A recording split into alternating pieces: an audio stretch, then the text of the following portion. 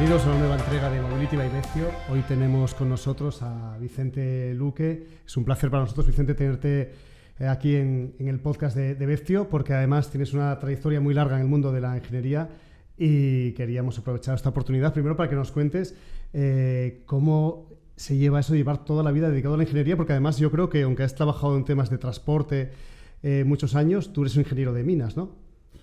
Exactamente. Bueno, lo primero quería agradeceros esta invitación. Conozco a Veztio desde que yo creo que colaborasteis mucho con el PIMA 2015-2025 y sí, soy efectivamente ingeniero de minas. Durante 18 años ejercí esa profesión en la empresa UNOSA. Ayer todavía por la tarde fui a despedirme de San Nicolás, subí hasta Blaña y a quedé zona con gran pesar de que, bueno, es una actividad, pero es una gran lección porque si vamos haciendo alguna propuesta, Asturias tiene que cambiar, tiene que asumir el cambio y, bueno, pues hay que hacer otras cosas, es lo que nos pide la sociedad en este momento. Soy de la cuarta promoción de la Escuela de Ingenieros de Minas de Oviedo. Y como en aquella época pues era la primera ingeniería que había en Asturias, no se me daba mal la física y las matemáticas. A mí me hubiera gustado ver físico y de ser ingeniero de caminos, pero bueno, había que estudiar en Oviedo y muy bien, fue una experiencia fantástica y luego pues sí, muchos años de ejercicio de profesión. Con el tiempo pasaste por la empresa pública UNOSA que decías y acabaste en la Comisión Europea, acabaste en Bruselas. ¿Qué recuerdos tienes de toda esa trayectoria? Sobre todo, ¿qué encargos te marcaron más? Porque me parece que trabajaste en el tema de modelizar y estructurar el transporte a nivel europeo, que es una gran tarea, ¿no? Sí, bueno, yo tuve la gran suerte que en UNOSA me dediqué al área de tecnología. O sea, los problemas, digamos, de la discusión diaria no me tocaban tanto y eran épocas difíciles. Era jefe del Pozo Santa Bárbara en el año que murió Franco, por ejemplo. Eso lo recordaré toda la vida.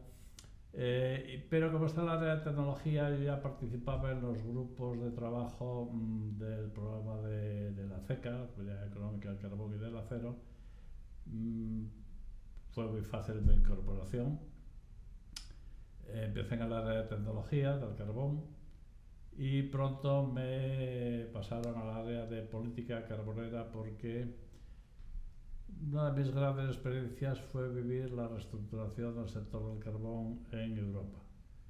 Desde el año llegué en el 87, pues empezaron a pedir planes de reestructuración en el 88-89. Me tuve que pasar a ese sector doloroso, pero al mismo tiempo necesario, donde toda Europa reestructuró pues, muchos cierres drásticos, otros más lentos, como en España, con medidas sociales y no sociales y de otro tipo, pero bueno, fue una grandísima experiencia. Con el añadido de que después, ya en los últimos años, nos tocó Polonia, la ruptura de la Unión Soviética, que hubo una colaboración importante, y ya al irse doña Loyola de Palacio, que me retuvo en el carbón más tiempo del que yo quería,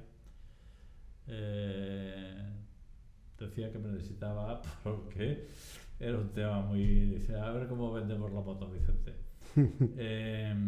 Pero bueno, nos sacó aquella historia de la reserva estratégica del carbón, que fue un grandísimo logro. Y bueno, yo creo que con la decisión del año 2002, al terminar el Tratado de la CECA, me fui satisfecho. Y luego sí me pasé al transporte, donde un ingeniero dije, yo quiero ir a transporte, pero al programa de redes transeuropeas de transporte y de energía, los dos. Y bueno, pues ahí sí viví una época fantástica porque coincidí justo con la gran decisión del año 2024, en la que se crearon, que dije 2024, no, perdón, 2004, en la que se aprobaron un reglamento muy importante para el desarrollo de 30 ejes y proyectos prioritarios en Europa. Y luego participé muy directamente en la preparación del reglamento del año 2013, 1314/2013, en el que ya por un lado se desarrollan las orientaciones de cómo hay que desarrollar esas redes y por otra parte se instala o se crea el programa Conectar Europa, pues ya con 26.000 millones de euros, que ya bueno, es dinero para hacer cosas. Y ese planteamiento sigue todavía, se renovó en el año 2021 y ahora con la aprobación el año pasado de las la reforma, la revisión de las orientaciones, pues se mantienen los grandes principios y bueno, en eso estamos, en esta Europa. Te ha tocado, Vicente, vivir además una época a nivel profesional muy interesante, tanto a nivel nacional, pues la llegada de la democracia, la incorporación a la Unión Europea, como a nivel europeo, pues el fin de la Guerra Fría, de la política de bloques y también la transición energética, ¿no? La transición, digamos, verde, que marca, digamos, el futuro también de no solamente Europa, sino del mundo entero. Exactamente, digamos, la caída del muro de Berlín y la ruptura de la Unión Soviética pues fue una acontecimientos muy importantes que se vivían muy intensamente. Y además tenemos una gran suerte de que en algunas televisiones europeas, sobre todo las francesas, los debates son fantásticos. Y claro, ver a Jacques Delors, escuchar a Mitterrand, el mismo Helmut Kohl, pues hablando en la televisión y explicando, pues hablando sobre el futuro de Europa. Y fueron momentos, bueno, un momento difícil. La integración alemana fue muy complicada, fue muy compleja. Y me recuerdo los momentos actuales. Bueno, Alemania está en un momento débil, digamos. Ha cometido grandes errores en el área de la energía. Y bueno, pues, pero se recuperará. Y eso, bueno, pues da también mucha esperanza. Hay que mirar un poco al pasado. Y bueno, al final del futuro pues hay que ganarlo y construirlo y bueno, saldremos. Si te preguntara, Vicente, sobre la situación actual de las redes de transporte a nivel europeo, que es algo de lo que tú a lo que has dedicado mucho tiempo, ¿qué análisis nos podrías hacer y qué retos se plantean de cara al futuro? Bien, vamos a ver, las redes transeuropeas del transporte fue una idea que fue el grandísimo presidente que cada vez se le recuerda más, que fue Jacques Delors, que al lanzar el gran mercado único, pues dijo, bueno, pues un mercado único de circulación, libre circulación de bienes, mercancías y personas y capitales, pues es absolutamente necesario que haya una red única de transporte interoperable. Imagínate el problema, por ejemplo, del ferrocarril. Bueno, que al llegar a Hendaya y Irún, pues cambiamos la ancha de vía y ya tenemos ahí un problema de ruptura de carga muy importante. Bueno, había que hacer unas redes interoperables, había que introducir nuevos conceptos de multimodalidad, entonces hay que desarrollar una red europea, un espacio europeo del transporte y de la movilidad. Bueno, eso es mucho dinero, pero son inversiones que, como lo está demostrando, muy útiles, porque contribuyen de una forma importantísima pues, a la competitividad, al crecimiento, al empleo, a todo. ¿Cómo está? Bueno, pues se avanza. Miremos España, por ejemplo. Uno de los 30 proyectos de doña Loyola de Palacio era la interoperabilidad del sistema ferroviario de alta velocidad en España. Era el proyecto prioritario número 19. Bueno, pues ahí tenemos la variante de Pajares, ahí tenemos el acceso al ferrocarril de Asturias, ahí tenemos el gran avance que se está haciendo. ¿Por qué? Porque en aquella época el Fondo de Cohesión la mitad del fondo de cohesión al que España podía acceder, ahora ya no, pues el 50% debe dedicarse específicamente a las redes transeuropeas del transporte.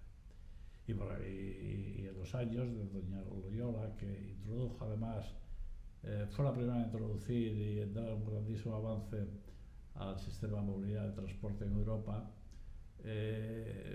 bueno, tuvieron el acierto ella y Francisco Álvarez Cascos de promocionar los medios de transporte más sostenibles, que son el marítimo y el ferroviario.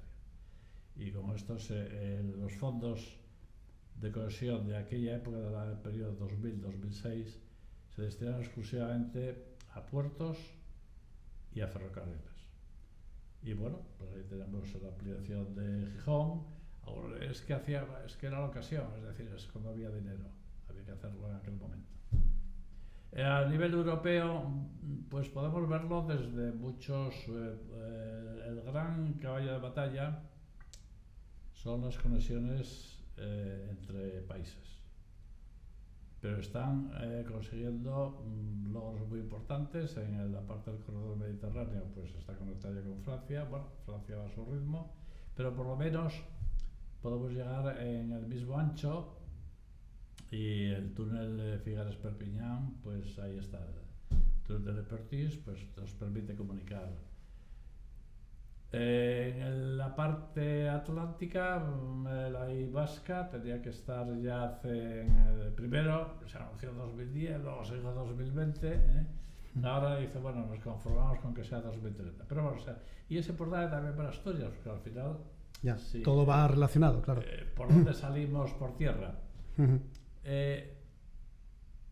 Hay algunos aspectos... Bueno, y luego pues están desarrollando grandísimas infraestructuras, como por ejemplo el túnel de Brenner, que tiene 57 kilómetros, es el doble que Pajares, o Lyon-Turín, con otro túnel de la misma valla de 57 kilómetros, que está en ejecución, o digamos Øresund, donde está haciendo un proyecto increíble de hacer un túnel prefabricado en tierra y que se va colocando por piezas en el mar, ¿no? Hay incluso, perdona Vicente, el proyecto se habla cada vez más, que incluso hay una sociedad pública creada hace más de 40 años en España, de un túnel ferroviario por debajo del estrecho de Gibraltar. No sé cómo ves tú esto, si llegaremos a verlo algún día. Bueno, ese es un tema interesante. Hace pocos días me pidieron una colaboración el Instituto de la Ingeniería de España. Bueno, primero, ese hay que concebirlo, no debería ser un proyecto España-Marruecos, tiene que ser un proyecto Europa-África. Estratégico, digamos, ¿no? Estratégico. Hay un dato muy interesante, que es que en el nuevo organización de la Comisión Europea hay un comisario para el Mediterráneo, y lógicamente está en el año, a ver, en los acuerdos y en los, digamos, reuniones a alto nivel que se celebra, hay todo un programa europeo para el Mediterráneo, y en el último esquemas que se hicieron sobre una red africana, sobre todo el norte de África, bueno, pues sí, aparece un gran eje desde Marruecos hasta Egipto, y ahí se cita y aparece el famoso túnel. Técnicamente, bueno, es un reto porque sabe que es una zona que tectónicamente es compleja. Geopolíticamente, bueno, pues que lo decida quien lo tiene que decidir, pero insisto, tiene que ser un proyecto paneuropeo, o sea, más allá de Europa, pero Europa-África. Vicente, por último, ¿vives todavía el día a día de la ingeniería, de digamos, los problemas de las personas, de la movilidad, de la energía, del transporte? ¿A qué dedica Vicente Luque ahora sus jornadas laborales? Bueno, dedico el tiempo. La gran suerte cuando uno deja es que tiene una visión mucho más amplia, de las cosas. Hay mucho tiempo para leer. Todavía hace un par de días leía una conferencia que dio Enrique Oleta, por ejemplo, en Barcelona, organizada por FUNSEAN y por el del trabajo, ¿cómo es? Foment del Trabajo. Del Trabajo. Fantástica, eso fuera de serie, pero claro, hace unos planteamientos tremendos, o sea, lo primero que dice, y que tomen nota aquí en España, es que energía competitiva, abundante y accesible. Y abundante. Es la base de todo, casi, pero, no se puede decir. Es decir, no podemos jugar su tema, y ahí está el caso de Alemania. No se puede jugar con el tema de la energía. Y en España hay que tomar decisiones muy importantes. Hay que quitar dogmatismos, hay que quitar... la energía estuvo siempre gobernada por un mix variado, y donde uno de los grandes principios es la neutralidad tecnológica. No se puede decir todo renovables, ¿no? ¿Por qué? Tiene que ser todo renovable. Y se está diciendo... Pero fíjate que la Comisión ya está cambiando la palabra verde por limpia. Fíjate que va a revisar la taxonomía, con lo cual, si el nuclear quedó dentro, pues seguirá dentro. Bueno, hay que ver. Pero ahora va... y entonces, bueno, hay tiempo para analizar estos temas, pero claro, lo que dice Recoleta es que como fracasemos en el famoso Pacto Verde, nos vamos al caray, y el gran caballo de batalla es la financiación. Y por eso él, bueno, pues propone un mercado único de capitales en Europa, y pone varios ejemplos de cómo pues estamos enviando mucho dinero a América para invertir en hacer lo que sea en estos países, y cómo estamos en otros temas, incluso en las tarjetas de crédito, pues dándoles muchísimo dinero, por no tener un mercado único de capitales. Bien, pero a raíz de eso, casi prefiero, mira, contarte alguna anécdota. Claro, vas viendo muchas cosas, la ventaja está. Y entonces, cuando uno piensa en Asturias, dice, bueno, vamos a ver, minerales críticos. Bueno, necesitamos minerales críticos. Se habla de una gran factoría de ánodos en el Busel, donde hará falta cobalto, hará falta muchos... Bueno, pues hay una palabra que es clave en ese tema, que es Lobito. El puerto de Lobito y el corredor de Lobito. ¿Y por qué digo Lobito? Porque se está promocionando, la Unión Europea está promocionando el corredor Lobito, que es un corredor ferroviario que ya llega a la República del Congo y a Zambia, y da acceso a las minas de cobalto y de cobre más importantes del mundo, que se encuentran en estos países. Gracias a un programa que se llama Global Gateway, en el que la Unión y la Comisión quiere juntar el sector privado, la aportación de los países y la aportación propia de la Unión Europea para combatir, digamos, la invasión china, se ha conseguido ya gestionar el tramo entre República del Congo y el puerto de Lobito. Bueno, pues el puerto de Gijón tiene un acuerdo con el puerto de Lobito, de la época de Fernando Rexas. Hombre, no merece la pena rescatarlo, no merece la pena plantearse si a lo mejor el parque de carbón es la boña y hay que convertirlo en un parque mineral, no sé, todo está por estudiar. Pero bueno, entonces, en Asturias ahora está de moda una palabra que es autonomía, energía, autonomía, soberanía. Me da mucho miedo, porque claro, si leemos los papeles que la propia comisión, que normalmente son documentos muy estudiados, muy discutidos, hombre, pues propone que materias primas estratégicas, ¿no? Pues bueno, aspiraremos a producir el 10%, el resto hay que importarlo, y otra gran parte hay que reciclarla. Si tenemos que importar, bueno, vamos a ir haciendo acuerdos y vamos a ver si nos apuntamos a través del Global Gateway, la Agencia Española de Cooperación, a el puerto de Lobito. Bueno, es un tema, pero... Yo creo que es un poco, Vicente, que tanto Europa no se quede atrás en esta competencia internacional que decías de China, y España, y en su caso Asturias, que también intenten adelantar y que no que sean los últimos de la cola, ¿no?, en esa negociación. Exacto. Ahora se llaman think tank. Bueno, estoy metido pues en varios grupos bueno, que hoy mismo acabo de escuchar en la radio pues 2 intervenciones muy interesantes de Juan José del Campo Arostidi, una sobre la siderurgia y otra sobre... En Asturias se escucha muy poco a la sociedad civil, no se escucha. Es más, puedo decir que no, o sea, yo he escrito cartas sobre temas muy importantes a algunos consejeros de este gobierno y es que ni acusa de recibo. Y temas tan importantes, por ejemplo, como que nos ha excluido el tramo ferroviario desde Pola de Lena a Gijón de lo que es el corredor atlántico y la red básica de los transportes. Está excluido. Por lo que están diciendo llamado comisionado y tal. Bueno, y yo he estado el 11 de noviembre con la asesora del coordinador europeo Carlos Hachi, del corredor atlántico, y bueno, se sorprendía de las cosas que le dije, porque además no están diciendo la verdad en Bruselas. Bueno, pues es que ni acuse de recibo. Yeah. No es de recibo. Y como esto en muchos temas. Entonces dices, ¿a qué dedicas al tiempo libre?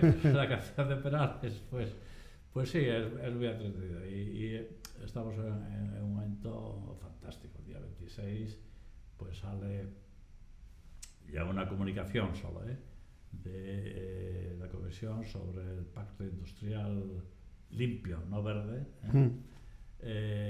Ya sale una primera sobre cómo ir reduciendo los precios de la electricidad para la industria, pues que va a tratar mucho el tema de la industria electrointensiva. Pero volviendo al transporte, no hay que olvidar también que, vamos a ver, volviendo al transporte, lo primero que hay que decir es que el transporte tiene que estar, lógicamente, muy ligado al modelo de infraestructuras y de desarrollo de la movilidad, al modelo industrial que queramos para Asturias en el año 2030 o el año 2050. Es decir, necesitamos hacer un diseño, lógicamente, con varias... varias etapas, ¿no? Varios pasos. Pero tenemos que tener una visión. Y luego tenemos en Asturias que salir un poco de las fronteras, es decir, hay que pensar en los grandes mercados y por dónde va el mundo. Y te voy a poner otro ejemplo. Ayer todavía leía unas declaraciones del CEO de Nagas y hablaba de las inversiones que va a hacer para la red troncal, por ejemplo, de hidroductos, donde Gijón puede ser un punto importante.